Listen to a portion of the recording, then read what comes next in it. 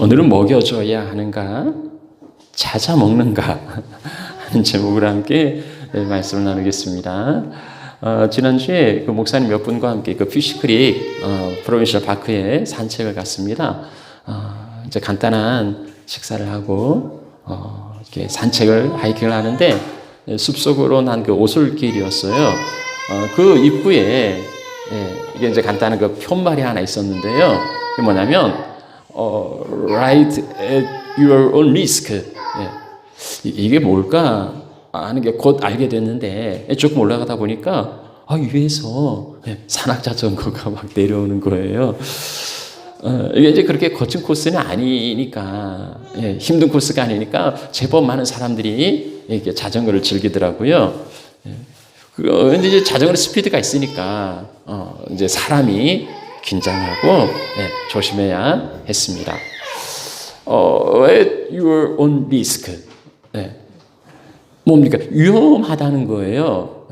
여기 위험성이 있다. 그것은 전적으로 이제 네 책임이다. 그러니까 위험하다는 걸 알렸음에도 불구하고 너가 여기 들어오면 여기에서 발생하는 모든 책임은 우리는 지지 않는다. 네가 전적으로 책임져야 한다. 근데 네가 잘 알아서 판단하고 그리고 행동하고 그에 따른 책임은 네가 져라. 이제 이러한 그 안내 문구지요. 개인의 자유를 중시하는 서구 사회의 한 단면이 아닐까 싶습니다. 우리 같으면 어떨까요? 우리는 그냥 이거 편말하는데요. 뭐 네가 알아서 뭐 생각해라, 결정해라 그런 거 없어요. 그냥 출입 금지. 위험성이 있으면 금지 편말 하나 달아놓고 들어오지 말라고. 그러니까 우리는 어떤 개인으로 인하여서 공동체에 그 피해가 되고 어려움을 주어서는 안 된다는 이런 제 생각이 있습니다. 그래서 개인적인 어떠한 그 자유나 어떤 개인적인 권리나 선택보다는 이제 공동체의 기준에 우선하는 이제 그런 경향이 있는 것 같아요. 우리는 한결에다 이런 이야기처럼 우리는 어떤 그 획일적인 그러한 행동을 요구하는 이제 그런 경향이 있습니다. 질문하죠. 그럼 신앙은 공동체인가 아니면 개인주의인가? 뭘 하나를 콕 집어서 말하기는 어려운데 신앙이 그 공동체성이 더 강할까요? 아니면 개인주의일까요? 사실 이런 질문이 이제 어리석은 질문이긴 해요. 왜냐하면 이제 공동체성도 있고 개인적인 것도 있으니까요. 그러나 교회는 부르심 받은 사람들의 모임이라는 그 정의에서 교회는 공동체성인 거지요. 모이지 않으면 교회는 존립 자체의 위협을 받을 수도 있습니다. 뭐 동서양의 문화 차이가 교회 안에서도 다르게 나타나는데 한국 교회는 유달리 모이는 걸 강조했습니다. 그래서 뭐 거의 개인 생활이나 사회 생활이 불가능할 만큼 교회에 모이도록 그렇게 요구하지요. 뭐 예배만 하더라도요. 주일에도 새벽 예배, 낮 예배, 오후 예배, 수요 예배, 금요 예배, 매일 새벽 예배, 뭐 특별 부흥회, 게다가 소그룹 모임이 또 많잖아요. 뭐 부서로 모이고, 뭐 정년부, 장년부, 남전도, 여전도에 그리고 구역으로도 모이고, 뭐 셀로도 모이고, 바이블 스터디로 모이고, 제자훈련 모이고, 뭐 이런저런 모임들이 교회 안에 엄청 많이 있습니다. 이제 자주 모이다 보니까 아무래도 모이면 정들지요. 그래서 또 결집력도 강해지고, 그리고 아무래도 모일 때마다 말씀을 들으니까 믿음도 잘하고, 그리고 끼리끼리 모이다 보니까 세상에 나가서 시험들 그런 여지도 적어요. 이런저런 많은 유익이 있지만 그럼에도 약점은 있습니다. 약점은 있어요. 이게 이제 개인체에 너무 의존하다 보니까 그러니까 묻어가다 보니까 그냥 함께 가다 보니까 이게 이제 개인적인 자립, 어떤 자율 이런 게 약한 거예요. 교회가 제공하는 대로 그냥 따라가면 굳이 내가 뭘 찾고 내가 구하고 내가 뭘 이렇게 얻을 필요가 없는 거지요. 또 교회에서도 그냥 공동체에 순종하고 따라오기를 원하는 거지 뭐 나홀로 뭘 하는 거 이런 걸 별로 그렇게 좋아하지 않았던 것 같아요. 신앙생활에 있어서 그 자율성과 타율성에 대해서 한번 생각해 봅니다. 그러니까 내가 알아서 스스로 하는 것이 맞나? 아니면 뭔가 어떤 그 이끌어주고 다른 뭔가에 의해서 따라가는 게 맞나? 이 질문도 사실 좀 어리석은 부분이 있습니다. 왜냐하면 자율적인 것도 있고 타율적인 부분도 있기 때문이지요. 자, 신앙생활은 근본적으로요. 자기 스스로 알아서 하는 그 자율성이라기보다는 타율성이에요. 믿음이라는 자체가 의탁하는 것 자체가 맡기는 거잖아요. 의존하는 거잖아요. 내가 하나님을 찾아가는 게 맞습니까? 아니면 하나님께서 나를 찾아오신 게 맞습니까? 그게 뭐 우리 중요하나? 하나님 만나기만 하면 되지. 뭐 이리 생각하실지 모르지만은 근본적으로 주어가 달라요. 내가 하나님을 찾아가는 건가? 하나님께서 나를 찾아오신 건가? 우리는요, 내가 찾아가는 게 아니고 하나님께서 나에게 찾아오셨기 때문에 내가 하나님께로 나아갈 수 있다고 그렇게 믿고 고백합니다. 신앙의 첫걸음을 디뎠으면은요, 그 첫걸음은 뭐냐면 마태복음 16장에 자기를 부인하고, 자기 부인이에요. 나의 자아, 나의 생각, 나의 견해, 이게 없어져야 한다는 겁니다. 그리고 그리스도 안에서 born again, 새롭게 태어나는 거예요. 그러니까 신앙생활은 내 맘대로, 내 멋대로, 내 생각대로, 내 하고 싶은 대로 그건 이제 내려놓으셔야 됩니다. 그거 포기하셔야 돼요. 철저하게 하나님의 말씀에 의존하는 것이 신앙생활입니다. 율례와 법도와 규례와 듣기만 해도 막 답답하면 신앙생활 할 수 없어요. 거기에 나를 매이고 나를 거기에 맞추고 말씀 따라 살아가야 합니다. 그래서 철저하게 내 생각대로 하는 자율이 아니고요, 말씀에 의존하는 타율성이 신앙생활에 있습니다. 자, 이것을 그러면 너무 답답한 거 아닌가? 내가 하고 싶은 대로 못하고 그냥 이 말씀대로 살아간다면 이건 너무 답답한 생활 아닌가? 아니, 우리에게 자유를 주는 거 아니었어? 우리를 다시 그렇게 노예로 만드는 거야? 뭐 이렇게 생각하실 수도 있는데 그건 오해예요. 그건 오해예요. 자유는 내 마음대로 할 수 있는 게 아니고 내 마음대로 할 수 있다고 해서 우리가 뭘 합니까? 정말 똑바로 살아야지, 바르게 살아야지, 의롭게 살아야지. 이것보다는 마음대로 자기 하고 싶은 대로 그냥 방탕하게 살아가는 게 있어요. 자유는 내가 하고 싶은 대로 하는 게 아니고요. 하고 싶은 게 아니고요. 제대로 하는 거, 온전히 하는 거, 그게 말씀 가운데 있습니다. 그래서 복음 안에 참된 진정한 자유를 누리는 거예요. 자, 이걸 정리해 보면 그렇습니다. 태어나는 건, 출생하는 건 누구나 자기가 태어나고 싶어서 태어나는 사람 없어요. 자기가 선택해서 내가 어느 집에서 태어나겠다, 내가 어떤 부모를 만나겠다, 아니에요. 그럴 수 있는 거 아니에요. 전적으로 자기의 의지와 자기의 생각이 아니라 그건 자기 마음대로 하는 거 아니에요. 그냥 태어나는 겁니다. 자기 의지와는 상관없이 태어나는 거예요. 자, 그런데 태어난 이후의 삶은 누군가에 의해서 로봇처럼 조종되는 게 아니에요. 부모라 할지라도요, 부모가 그 자녀의 삶을 조종할 수 없어요. 전적으로 자기의 의지와 자기의 선택에 따라서 그렇게 살아갑니다. 그리스도 안에서 새로운 피조물은 자유의지를 가진 인격체입니다. 갓 태어난 아이도요. 저 갓 태어난 아이도 인권이 있고 자유의지가 있어요. 그래서 우리는 어엿한 인간이라고, 사람이라고 존중합니다. 물론 이제 아직은 신체적으로 정신적으로 이제 미성숙하니까 부모가 대신 양육하고 자라게 하는 거지요.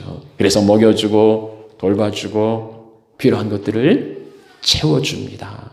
아이가 자라서 스스로 자율적인 독립적인 그러한 인간으로서 살아가게 하기 위함이에요. 그래서 아이가 자라고 스스로 걷게 되고 스스로 먹게 되고 스스로 생각하게 되고, 그러면 이제는 부모의 도움이 필요 없어요. 근데 이 아이가 성장하지 않고 그 부모가 좋아서 늘 부모 품에 있으려 한다면, 요즘은 이제 이게 사회 문제가 된다고 그랬지요. 캥거루맘, 헬리콥터맘, 이런 신조어처럼 아이들이 이제 부모를 떠나지 않고 그냥 늘 붙어 있으려고 하는, 언제까지나 그 성장하지 않고 어린 아이로 남아 있으려 한다면, 이건 부모가 참 근심일 겁니다. 아이가 자라야 하는데 신체적으로, 정서적으로, 정신적으로 자라지 않고 이게 지체되면, 이게 늦으면 이게 얼마나 그 부모에게 근심이 되겠습니까? 얼마나 걱정이 되겠어요. 우리는 자라나야 하는 거죠. 자라나야 합니다. 그 성장을 돕기 위해서 가정이 필요하고, 영적 성장 돕기 위하여서 교회와 공동체가 필요한 거예요. 그래서 우리는 이렇게 함께 모이는 겁니다. 자, 그런데요, 요즘 모임이 어렵지요. 요즘 교회는 코비드-19 이러면서 벌써 3, 4, 5, 6, 7 거의 반년 동안 지금 모이질 못하고 있습니다. 교회에서 전해주는 양식과 서로 간의 친밀한 친교를 통하여서 신앙의 성장을 도모하고 있는데 이게 막힌 거예요. 막힌 거예요. 이게 막혔는데 성도들이 건강하게 살아가고 있을까? 아니면 그렇게 건강하게 살아서 나중에 교회로 다시 모일 수 있을까? 이게 이제 우리 목회자들의 염려고 근심이에요. 지난 4월 말에 미국의 그 바나 그룹이 크리스찬 그룹인데요. 미국의 그 실제적인 크리스찬들 1000명, 그러니까 이 practical 그 크리스찬, 자기의 삶에서 신앙이 중요하다고 인정하고 정기적으로 매주 교회에 가서 예배를 드렸던 이 1000명에 대하여서 설문조사를 진행했습니다. 이게 이제 4월 말이니까 조금 이제 지난 데이터지요. 결과는 이래요. 35%는 예배 생활이 변함이 없었습니다. 꾸준히 신앙 생활을 하였습니다. 그런데 32%는 이 코로나로 인하여서 신앙 생활을 중단했습니다. 14%는 교회를 바꿨대요. 그리고 18%는 온라인으로, 그러나 한 교회가 아니고 여러 교회를 이렇게 찾아다니면서 이제 예배했다 합니다. 아직 팬데믹이 끝나지 않은 그 4월달 조사인데, 포스트 코로나에는 이러한 경향들이 더 심해지겠지요. 이 코비드-19 이게 우리 생활에, 우리 신앙생활에 큰 영향을 지금 미치고 있고요. 그에 대하여서도 큰 혼란을 야기하고 있음을 우리는 알 수 있습니다. 그러면요, 이 바이러스가 그렇게 대단한 건가? 아니, 우리 신앙의, 우리 교회의 존립을 흔들 만큼 그렇게 큰 요소인가? 어떤 사람들은 예배가 중단되었다고 하는데 사실 아니에요. 그러지 않잖아요. 우리 이렇게 예배하고 있고, 비록 이 자리에 오지 못하지만 각기 삶의 자리에서 예배를 드리고 있단 말입니다. 예배가 멈춘 게 아니에요. 성도 간의 교제가 불가능하다고 하지만 개인적인 만남이 얼마든지 가능하죠. 그리고 온라인을 통해서도 우리는 서로 만날 수 있어요. 어떤 변화가 있긴 한데, 그러나 그게 하늘이 막 무너지고 땅이 꺼지는 그러한 엄청난 변화는 아니라는 거예요. 사실 기독교는 본래 그 온라인 같은 그런 무형, 보이지 않는 그런 성격이 있었습니다. 눈에 보이지 않는 하나님을 믿는다는 것 자체가 그게 온라인 아닙니까? 아니, 하나님이 안 보이는데, 예. 하나님 어디 계시는가? 하나님이 이 예배당 안에만 계시겠습니까? 그럴 리 없어요. 무소부재하신 하나님, 어느 곳에나 계시는 하나님, 예, 영이신 하나님 어느 곳에 계시고 특별히 우리 안에 계신단 말입니다. 우리 안에 계세요. 우리와 함께 계세요. 그래서 우리는 일상에서도 하나님께 예배해야 되고요. 그리고 하나님의 주권을 높이고 하나님의 다스리심을 인정하고 하나님의 나라를 세워가야 합니다. 교회뿐만 아니라 우리 일상에서도 하나님의 나라를 그렇게 세워가야 하는 거예요. 특별히 내 안에 하나님의 다스리심, 하나님의 그 통치가 내 안에서 먼저 있어야죠. 왜냐하면 하나님 내 안에 계시니까. 그래서 우리는 무엇이 하나도 건재하고 무엇이 하나도 건강하다는 것을 이번 기회를 통하여서 증명해 보여주어야 하는 그런 이제 기회인 거죠. 왜 그렇습니까? 기독교 신앙의 본래 그러니까. 우리가 이게 모이는 이유는 우리 연약함을 이제 서로 격려하고 돕기 위해서입니다. 그래서 이 정도 가지고서는 환난이 와도 핍박이 와도 우리는 흔들리지 않고 견고할 수 있어야 하는데, 하는데 이 코비드-19으로 인하여서 이 개인적인 믿음이 흔들리고 그로 인하여서 교회의 혼란이 초래되고 있다면 흔들리지 않아야 하는데, 무너지지 않아야 하는데, 그럼에도 불구하고 우리의 신앙이 흔들리고 우리 교회에 어려움이 찾아오고 있다면 우리 믿음을 이제 점검해 보아야 하는 거지요. 하나님이 아니라 그 보이는 어떤 그 환경과 여건에 의존하고 있었던 건 아닌가. 우리가 너무 그 공동체에 지나치게 의존하고 있었던 것은 아닌가. 자율적인 하나님 앞에서 나 자신을 세워가는 그 자율적인 삶이 아니고 묻어가는 그 비동적인 신앙의 삶은 아니었던가. 이 외부적인 그 환경의 변화가 하나님과의 믿음에도 영향을 미친다면 어쩌면 우리는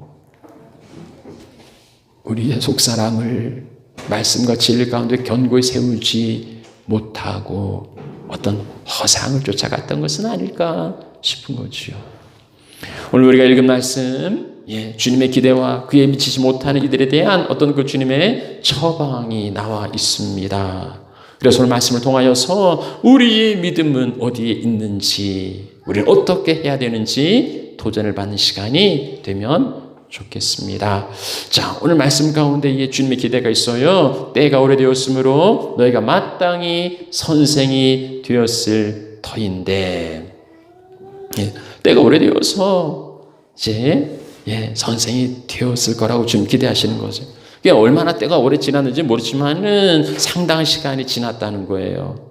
이게 그 비슷한 상황의 비유의 말씀이 누가복음 13장에 나와 있는 포도원에 심은 무화과 나무의 비유입니다. 어떤 사람이 이제 포도원에 무화과 나무를 심었어요. 참 귀하지요. 뭐 다 포도원인데 그 중에 하나가 무화과 나무니까 얼마나 애지중지하겠어요. 근데 3년 동안이나 키웠는데도 무화과 나무에서 열매를 얻지 못하는 거예요.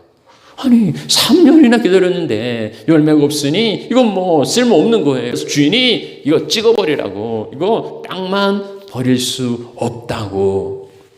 그런데 포도원지기가 만류하면서 한 번 더 기회를 주자고 말하는 거예요. 아니 그냥 올해만 좀 둡시다. 내가 두루 파고 거름을 줄 건데 열매가 열리면 좋지만 안 열리면 그때 찍어버립시다 하는 거예요. 우리말에 서당께 3년이면 풍어를 열는다. 식당께 3년 하면 뭐 라면도 끓인다. 이런 이야기가 있는데, 주님도 한 3년이나 그렇게 돌봐주었으면 열매를 맺을 법한데 그 열매가 없으니, 아니 때가 오래되었으므로 너희가 마땅히 선생이 되었을 건데, 먹여줘야 하는가 찾아 먹는가 이 선택을 넘어서서 이제는 다른 사람에게 먹을 것을 줄 정도가 되어야 하는데 자, 어떻다는 겁니까? 그들의 현실은 어떻습니까?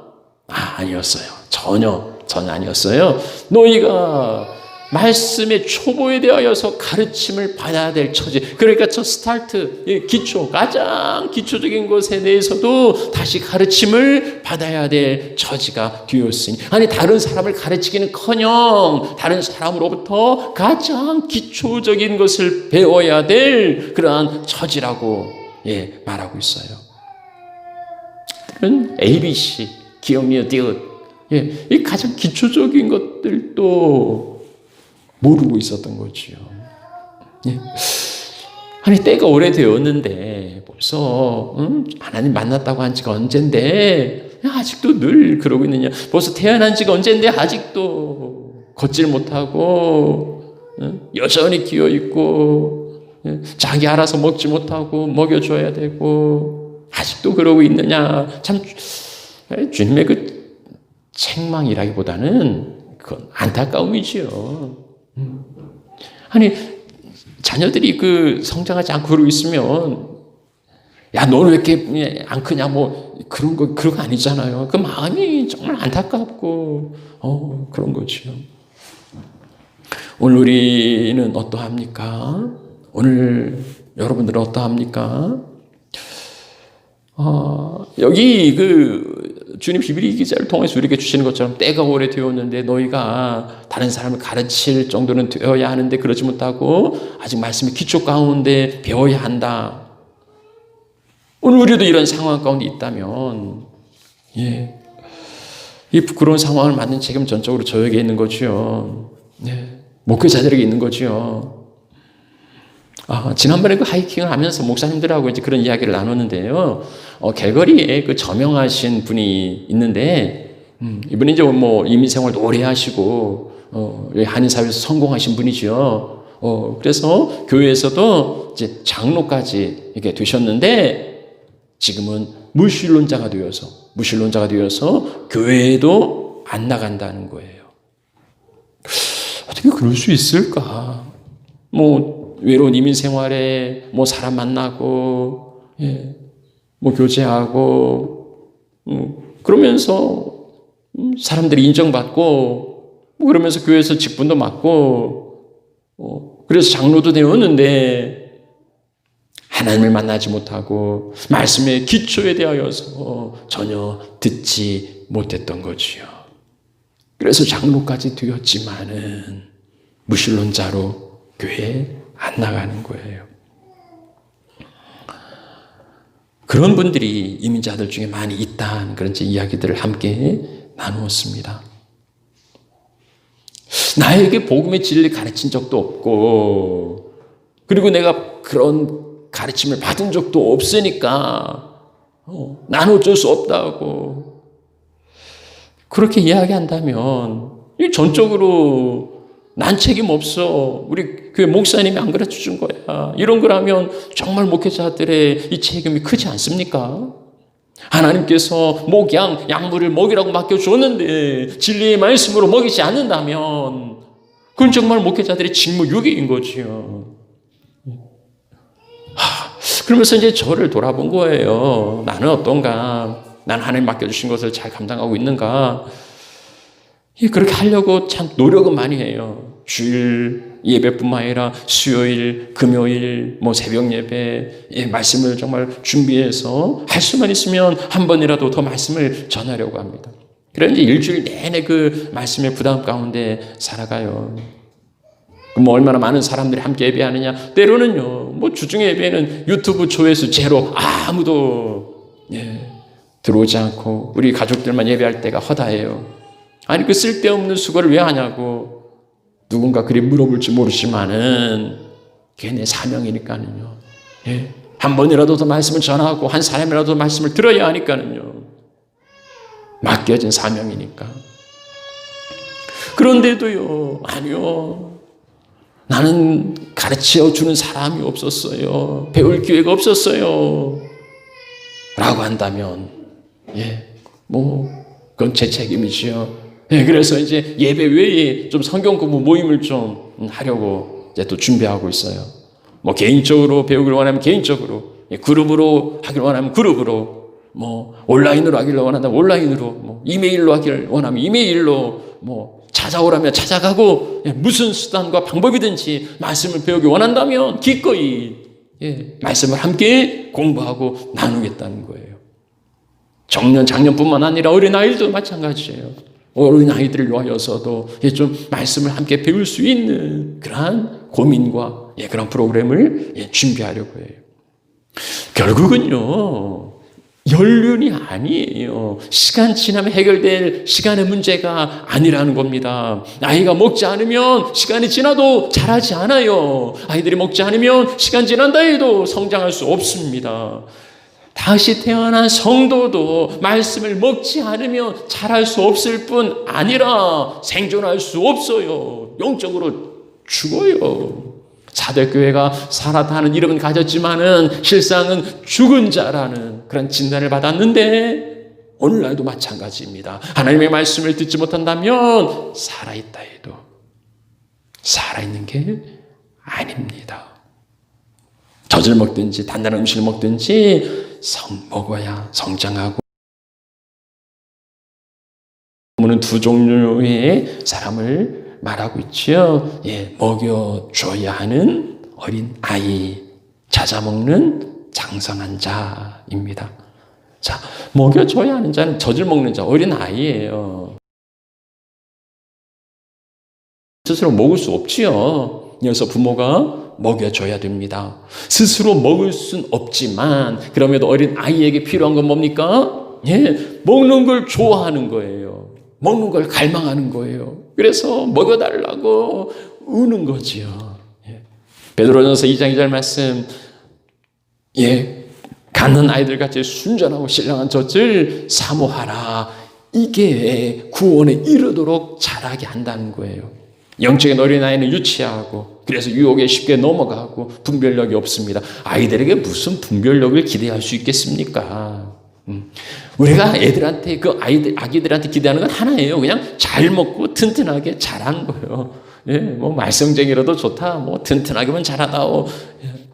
이제 자라면 그 다음에 분별력이 생겨요. 분별력을 가지고 자라는 게 아니고 자라나야 분별력을 가지고 그 다음에는 스스로 찾아 먹을 수 있게 되죠. 영적인 어린아이는 아직은 의의 말씀, 달고 오묘한 그 말씀, 생명의 말씀을, 깊고 넓은 그 은혜의 말씀을 경험할 수는 없습니다.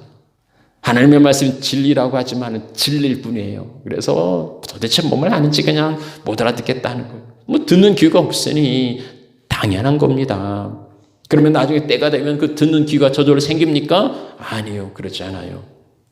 집사 되고 장로 되고 권사도 되지만은 그렇다고 해서 말씀이 저절로 들려지는 거 아니라는 거예요. 아이가 먹지 않으면 한 가지예요. 먹지 않으면 건강할 수 없어요. 생명의 말씀을 먹지 않으면 건강할 수 없어요. 여러분들이 만약에 영적인 어린 아이라고 생각된다면 말씀의 초보부터, 기초부터 차근히 배워가야 합니다. 듣는 귀를 만들고 그래서 말씀을 들어야 되고 말씀을 받아들이는 옥토와 같은 마음의 토양을 만들어야 됩니다. 그럴 때 우리는 잘할 수 있어요. 이게 나중에 다음에 언젠가 그걸 미루지 마시고요. 바로 지금부터 우리는 함께 이 일을 시작해야 합니다. 그런가 하면 장성한 자가 있어요. 단단한 음식을 먹는 자이고 자기가 찾아 먹는 자입니다. 장성한 자에게는 굳이 이렇게 먹여줄 이유가 없어요. 그리고 이 장성한 사람은 단단한 음식도 거뜬히 소화를 합니다. 이 영적 원리는 이 성장해야 되는데요. 어린 아이와 그 장상한 자의 차이는 단단한 음식을 먹느냐 먹지 못하느냐 거기에 있는 게 아닙니다. 사실 아이들도요, 어린애들도 생존 본능이 있어서 먹긴 해요. 근데 닥치는 대로 먹어요. 그냥 손에 잡히는 대로 다 입으로 가져가. 이게 먹을 건지 못 먹을 건지 이런 분별이 없습니다. 뭐든지 그냥 다. 그래서 부모가 굉장히 주의 깊게 살펴야 돼요. 잠시 한눈 팔면 그냥 쪼르르 가서 아무거나 다 입으로 들어갑니다. 그럼 이제 못 먹을 걸 먹으면 소화를 시키지 못할 뿐 아니라 배탈이 나기도 하고 심지어 위험하기도 해요. DANGR 이라는 그 빨간색 글씨가 써 있습니다. DANGR 단 거. 이거 단 거네 하고 집어 먹으면 이거 어떻게 됩니까? 그게 위험한 것인지 단 건지 분별이 필요한 거예요. 겉모양이 비슷해도 이게 똥인지 된장인지 이게 진례인지 이단인지 분별할 수 있어야 된다는 겁니다. 그게 장사한 자예요. 그러면 그렇게 분별하려면 뭐가 필요합니까? 성경은 두 가지를 이야기해요. 지각을 사용하라는 거예요.